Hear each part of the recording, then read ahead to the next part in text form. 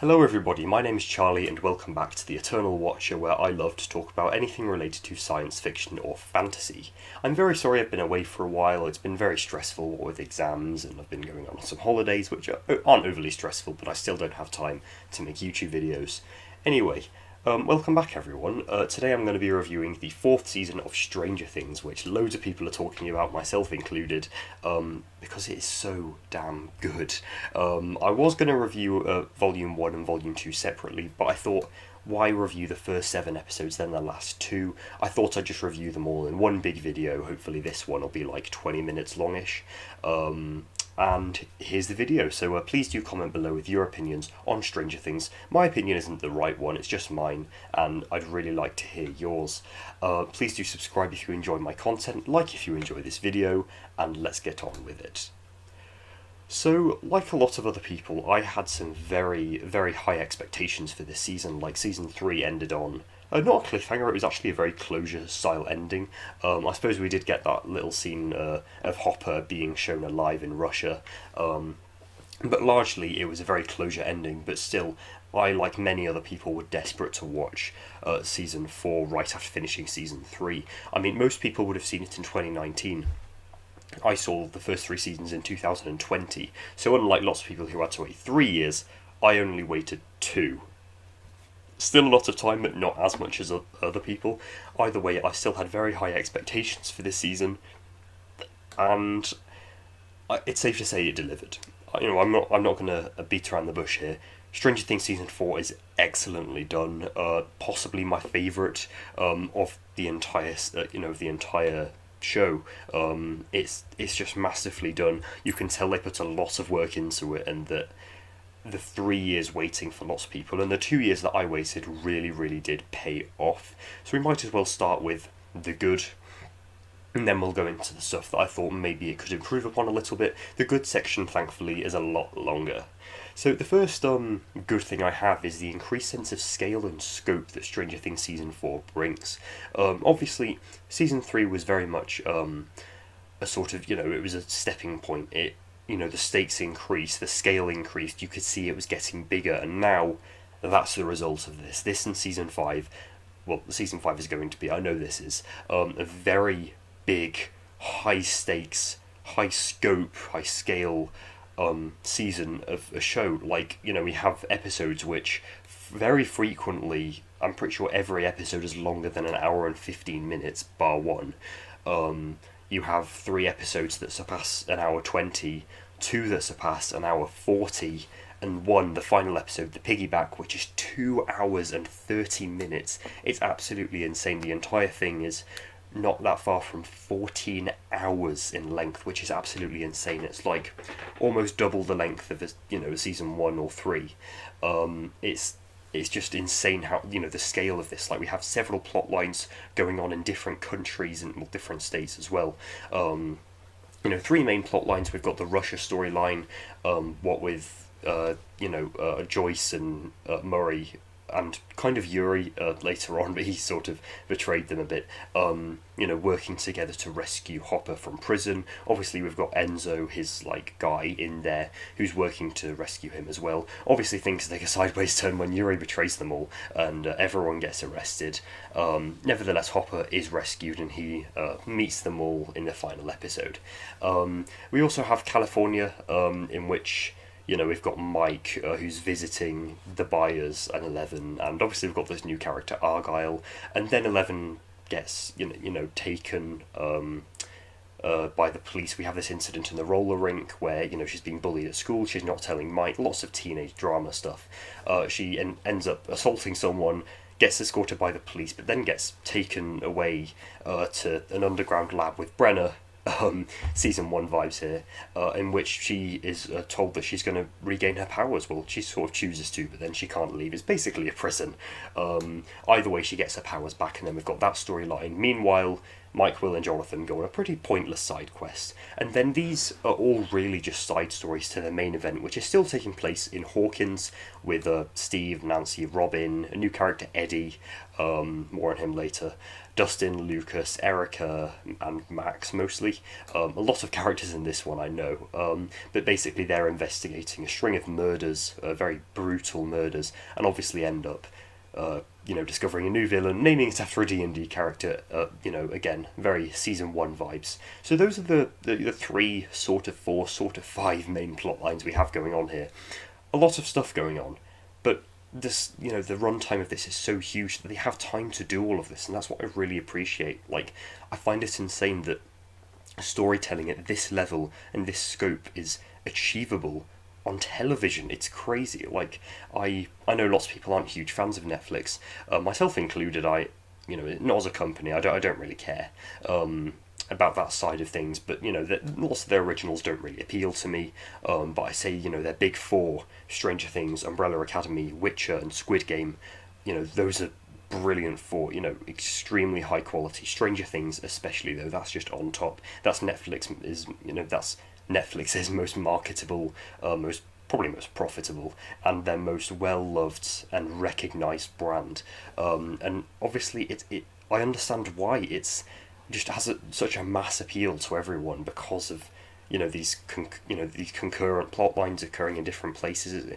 It's almost Game of Thrones-esque in the sense that there's loads of storylines going on in completely different parts of the world. In each episode, they only advance by a little bit, but it comes together at the end, and it's so satisfying. Season 8 not included. Anyway, so yeah, that's my first positive. This huge sense of scale that it's done.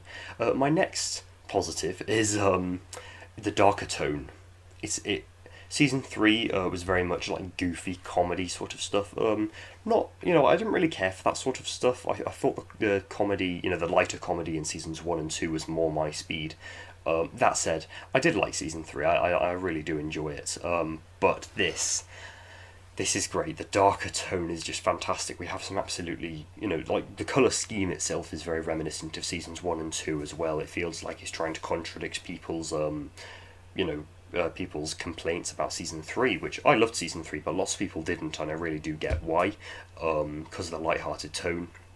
This changes things immediately. At the end of the first episode, we have just a teenage girl get brutally killed, like she floats in the air. Well, she obviously has all these visions first throughout the episode, seeing the clock, seeing Vecna, and obviously reliving past trauma with like her eating disorder, and then obviously she rises into the air, her limbs all crack and snap, and it's just horrible. I did not expect that, and then obviously she her eyes like are sucked back into her skull and she dies, and that's the end of the episode. It immediately establishes Stranger Things is dark now. Like it or get out, and it really does. And then we have a couple more killings like that. It almost happens to a main character, Max, and we also have more killings as well. We have the battle between all the prisoners in the Russian prison and the Demogorgon, which was basically just a massacre. And then, speaking of massacres, the massacre at Hawkins' lab, which we, at the start, obviously it shows Brenner taking that test subject child for a lesson. And then obviously he gets knocked unconscious by a door, and then he wakes up to find everyone dead and Eleven standing there with blood coming from her eyes. We later learn that it's Vecna that killed everyone, but still. Either way, it's a lot of death, a lot of gore, and it immediately establishes Stranger Things is dark. And I really love that, to be honest. Another thing as well is just the production values, the way it's made. As I said before, I find it insane that this is television. Like, we have with these massive set pieces, what with the Russian prison, all the lovely, location work and Hawkins, all the scenes in the snow, which some of the CGI in the background stuff looks a little dodgy, but I'm willing to forgive it considering, especially in Volume 2, some of the VFX and CGI shots weren't completed until the morning of its release, 3 days ago. I find that insane, and I understand why they needed that month, but obviously it was all worth it. I feel like, and as I said, the VFX and CGI look gorgeous. Like, there are a couple of slightly off moments, but you'll get that when you have like 22 actors to pay. and they're all kind of main characters. Like it's what happens to shows with loads of main characters. They get slightly dodgy CGI as a result of loads of the budget going to the actors. But still, you know, the visuals look gorgeous. The cinematography is fantastic. Yeah, it's just very well made and high quality, and the directors and the Duffer Brothers, they know what they're doing. So another thing which I thought is definitely worth mentioning, a good focus of this video actually, is the characters. Stranger Things has always been about heart, and it's about, as cheesy and corny as it sounds, it's about friendship and a group of friends that persist no matter what, and this is what they do here. Sure, while the original group are scattered throughout, obviously we have brilliant characters. We have Steve, we have Robin, we have Nancy. They're all extremely likeable. Like, I wasn't a huge fan of Nancy in season 3. I thought she was a bit annoying. Couldn't be further from the truth here. She is an absolute badass. I mean, spoiler alert, we're already into spoilers here. She basically kills Vecna, which is kind of insane. I did not think she would do that. I thought Eleven would, but she pretty much kills Vecna. And there's obviously the scene in the house where they're all like, shaking up these Molotov cocktails and they're just blowing Vecna up, which was an absolutely crazy scene. I loved that. But yeah, we have some brilliant characterizations here. We have some fantastic new characters. We have Eddie, who's obviously like the town freak. He doesn't fit in, and yet he still obviously sacrificed himself to those Demogorgon bats to save himself, which was incredibly emotional. I thought his death was... I hated that he died, but that's what they're trying to do. It was a very well done and a satisfying death. It was very sad, but it was well done to make us feel sad. That was their aim, and they succeeded. By that I mean the Duffers. And Eddie's death, obviously the really sad part was when Dustin was talking to his uncle afterwards about how he died saving everyone. That was the sad moment for me. And obviously, we have other characters that are more light-hearted and aren't destined for death, like Argyle. We've got Enzo as well, who doesn't have much to do here, but I thought he was quite nice, and I would have been sad if he died. We don't really know what happened to him, but, we have the reintroduction of Brenner and Owens as well. Owens did appear briefly as a cameo in Season 3, but he wasn't really there. And obviously we find out Brenner's still alive, which was kind of obvious since we never really saw him die. But still, those two characters are handled very well. And then obviously the existing characters are characterised extremely well as well. Sorry, I'm saying well a lot. We have Lucas, we have Max, and Max is, like, get Sadie Sink an Emmy right now. She is fantastic in this season. Like, it's very much her season. 11 is as brilliant a character as always. I really enjoyed her. And even, the other characters who don't even get too much development this season, like Nancy.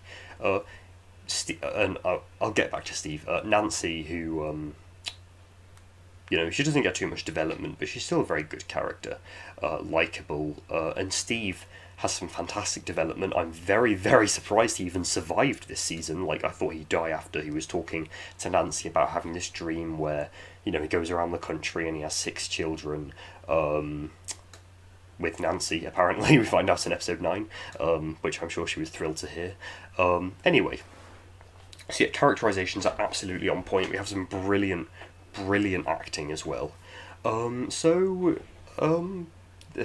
Another thing, I guess, is we had some very like cool badass moments. Like, we've got it makes you excited when you see these moments. Like, you're just like, yes, you can almost cheer out loud.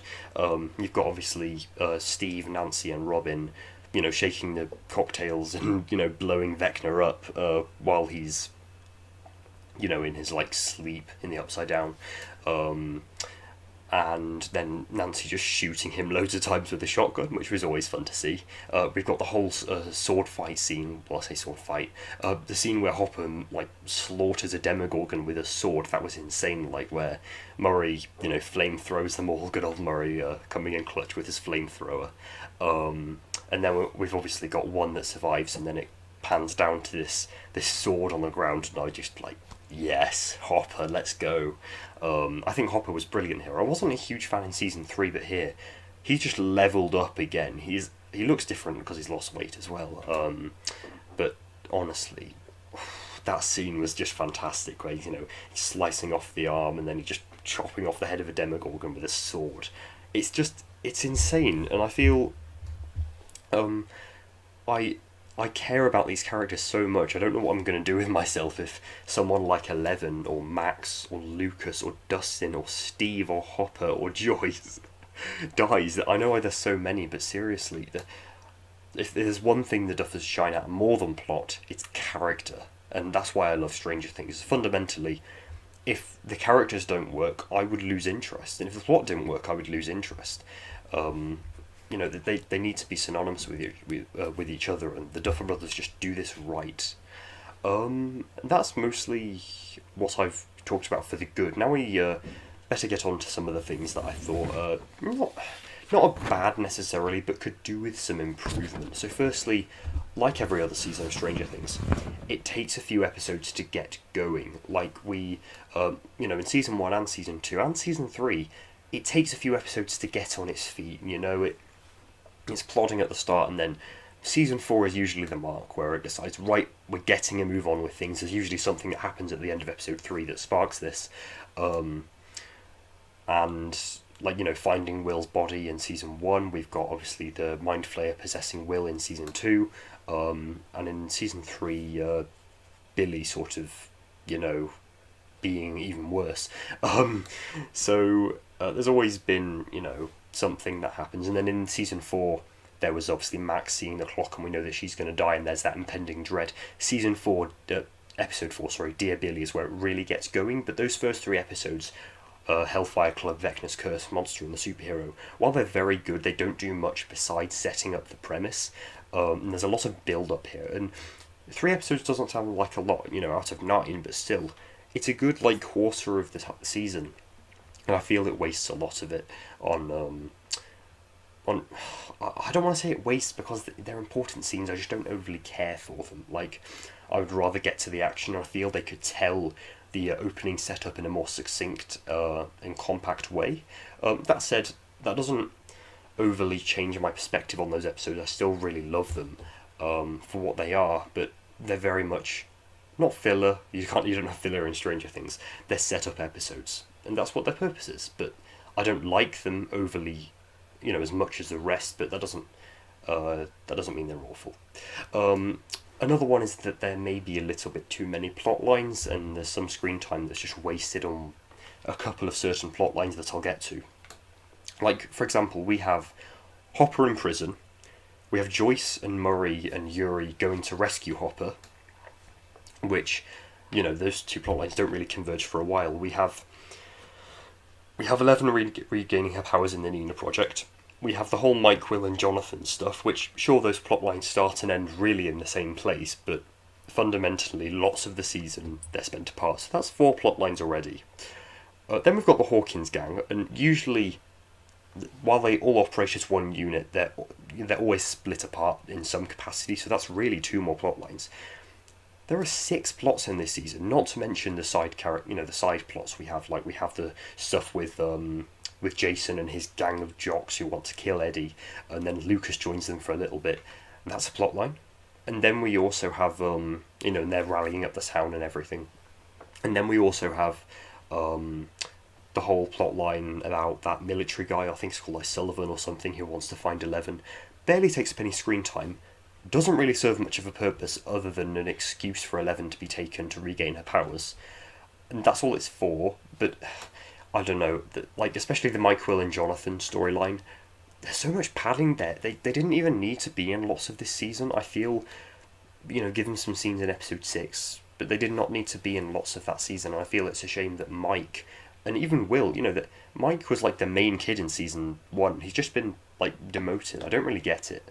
Why is he over in California? Is to have some moments with Elle. That's the only reason he's there, and I'm not a huge fan. That said, it all pays off. We get some lovely character development for Eleven, and Mike, and then obviously Mike has a brilliant speech to Eleven at the end that sort of causes her to have that Deus Ex Machina, her to, force push Vecna, stop him killing Max, and then stop all the Vines strangling everyone, and we've got all that scene from the twist from where everything goes from everyone's gonna die, it's all peril, to everything's going well, this is great.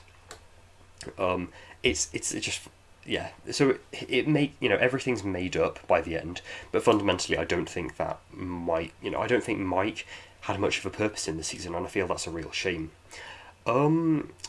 A lot of characters as well remain fairly stagnant. Like, I wanted a lot more development from Robin about, obviously she comes out to Steve at the end of season 3 in episode 7, and we did get a bit of that. She likes this girl and she might be a lesbian as well, we don't really know. That's not really expanded upon much. I kind of hoped that she'd be an actual character in this season. Sadly she's not. Other characters that remain stagnant, like Mike. Lucas, on the other hand, had a lot of character development, but again, Will, there was a lot of stuff about Will's sexuality being in question, maybe liking Mike, and it's very obvious he does. They don't do anything with it, they just tease it again and again and again. They have been since season 2. And I just don't get it, that they need to do something about it in season 5, or what's the point? Anyway, that's kind of my rant over about the stuff that could be improved. Fundamentally, I loved Stranger Things season 4. I feel through and through it was just everything that makes Stranger Things really good, except much like it had in season 3, it's grown up. It's a lot darker, it's a lot grittier, but still very. It still has lots of fun, light moments as well, balanced with a really compelling villain in the form of Vecna. I didn't even begin to talk about that whole twist with Vecna being Henry. We've got the whole Deus Ex Machina scene in episode 9, which is fantastic. Brilliant character development, brilliant acting, all round a really, really solid season, and that's why on the Eternal Watcher Appreciation Index, which I'm founding, the EWAI, or UI, I'm giving it a 97 out of 100. Besides very, very few missteps, which don't really change my overall perspective even that much, Stranger Things Season 4 is genuinely a masterpiece. And I know I may be speaking out of recency bias here, but seriously, oh my god, I'd like to say I had my reservations about this after season 3, but I really didn't. This is such a good season, and I'm kind of annoyed at the Duffer Brothers and Netflix that we have to wait until probably 2024 to wait for season 5, which is just great, because I'll be like an adult when that releases. It'll probably be like mid 2024, so I'll very likely be an adult when this releases, which is just great. Anyway, thank you for watching, everyone. I really appreciate it. Again, please do comment with your opinions on this video. If anyone's even still here, thanks for getting through this. I know I've been waffling a lot about largely the same stuff. But yeah, comment with your opinions. Please do, check out where else I am on the internet if you really want to. I'll leave links to my my audio channel, in which I make Doctor Who full cast audio dramas. Called Dimension 5 Audio. Our next story is coming out on July 16th, and I'm also the co-host in a Doctor Who podcast online called Kavam. I'll leave that in the description as well. So yeah, please do go and subscribe to Dimension 5 Audio, I'd love that.